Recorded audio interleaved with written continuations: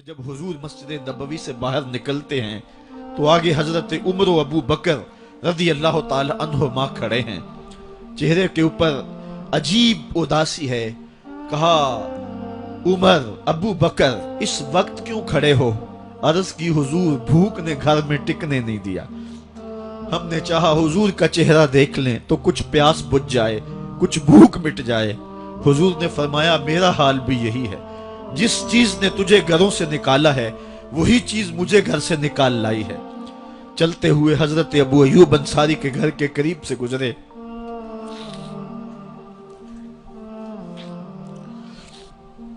حضور کی خوشبو پا کے وہ باہر آ گئے. عرض کی بندہ نواز آج میرے مہمان نہیں بنتے؟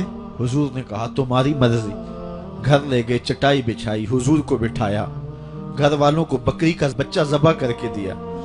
کہا جلدی جلدی کھانا تیار کرو، میرے آقا کو بھوک لگی ہوگی.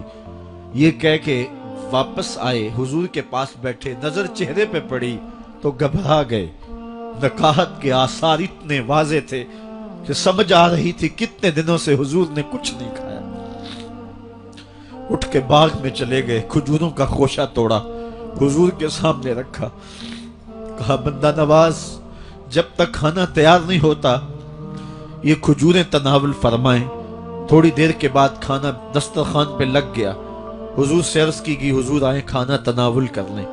حضور نے دسترخوان پر تشریف فرما ہو کر کے حضور نے کپڑا اٹھایا تو حضور نے جب دیکھا کہ کھانا ہے تو حضور نے ایک روٹی لی اور چند بوٹیاں اٹھائیں اور ایک خادم کو بلا کر کے کہا جاؤ ہمارے گھر دے آؤ، میری بیٹی فاطمہ کتنے دنوں سے بھوکی.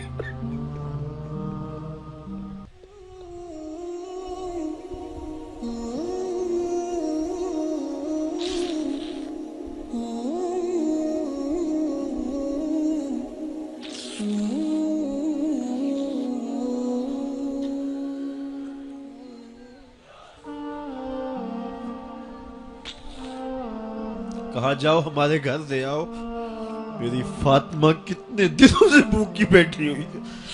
مال کے کونین ہیں گو پاس کچھ رکھتے نہیں، دو جہاں کی نعمتیں ہیں ان کے خالی ہاتھ میں.